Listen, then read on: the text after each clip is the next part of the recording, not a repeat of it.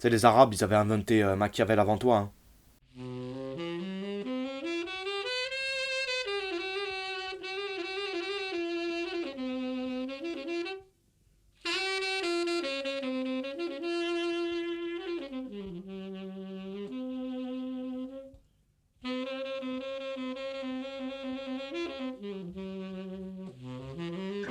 Tiens, écoute celle-là.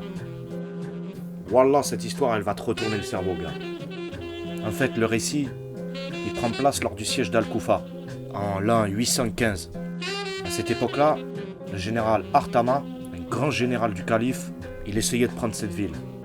Un jour, il s'est déplacé avec toute son armée. Il a essayé de la prendre de force. Et là, il a compris que ça servait à rien. Les mecs, ils étaient trop près. Tous les villageois, ils étaient en rang, ils sonnaient l'alarme. Ils disaient non, non, on prendra pas nos villes. Alors Artama, il est revenu sur ses pas. Et là, il s'est installé avec tous ses hommes dans une petite bourgade. La bourgade, elle s'appelait Al-Harita. C'était à 2 pas, tu vois, d'Al-Koufa. Artama, c'était un grand stratège. Il restait pas sur des défaites. Alors, le premier truc qu'il a fait, c'est de faire en sorte qu'il n'y ait plus que des petites mares d'eau sous la digue. Tu vois, la digue qui allait vers la ville, qui les approvisionnait en eau. Et après, il a ordonné à ses soldats de passer le plus souvent possible sous la digue. Alors les soldats, ils n'ont pas compris, tu vois. Ils disent, quoi ça sert? Et bien, quelques semaines plus tard, l'eau, elle s'était transformée en boue liquide. C'était imbuvable. Les habitants d'Al-Koufa ne pouvaient plus la boire. Ensuite, il est passé à la phase 2 de sa stratégie. Il a décidé de monter à cheval, tous les jours, et d'emporter ses soldats vers la ville. Il faisait comme s'il les attaquait. Alors les habitants d'Al-Koufa, tu vois, ils sonnaient l'alarme. Ils s'armaient, ils se posaient à leur poste, et ils se préparaient à l'attaque. Et quand ils étaient bien chauds, Al-Koufa s'arrêtait en route, il faisait demi-tour, et il rentrait au camp avec ses hommes. Tous les jours, il a continué à faire ça, jusqu'à ce que les habitants, tu vois, ils s'en puissent plus. À chaque fois, on sonnait l'alarme, à chaque fois, ils se déplaçaient, il se passait rien du tout. Les gars, ils ont perdu confiance. Et c'est là qu'un jour, Artama, il a remarqué que quand il lançait des attaques, eh ben, les habitants d'Al-Koufa prenaient même plus leurs armes. Ils n'écoutaient pas quand il y avait l'alarme. Ils mangeaient, ils buvaient, ils n'en avaient plus rien à foutre. Quand il a vu ça, il est rentré au camp. Et voilà, c'est là que le plus grand général du calife, il a réuni tous ses hommes, le plus grand nombre possible. Il les a armés de la meilleure manière.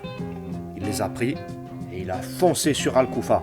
Et les civils d'Al-Koufa, là, voilà, ils ont eu peur. Ils ont commencé à faire c'est la reste, c'est la reste. Dépêchez-vous, prenez les armes. Ils sont en train d'attaquer. Mais c'était trop tard. La force de l'habitude, elle avait joué.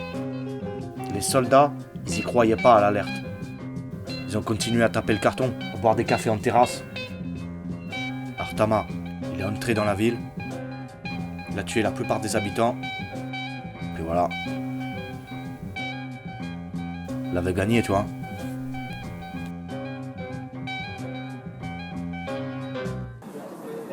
Vous avez entendu? Ils sont forts, hein, ces Arabes.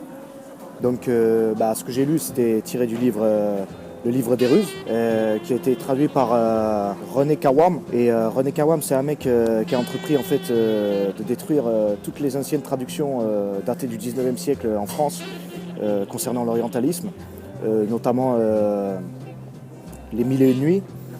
Et depuis les années 70, il a décidé de retraduire tout ça, même les textes, en langue traditionnelle arabe et tout. Donc ça, c'est un livre qu'il avait traduit en 76. Je crois même que c'est un des premiers qu'il a édité. Et c'est un de ses plus gros succès. En fait, ça a été écrit 100 ans avant Machiavel. Donc ça, c'est important à savoir. Et pour tous les autodisciples, il s'agit d'un livre qui fait partie de ses précurseurs de la PNL, tu vois.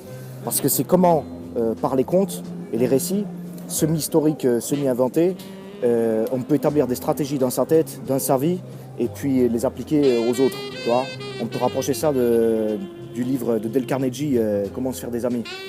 Donc je vous conseille absolument de lire ce livre, et puis de découvrir toute la richesse qu'il y a dans ces petits contes. À demain.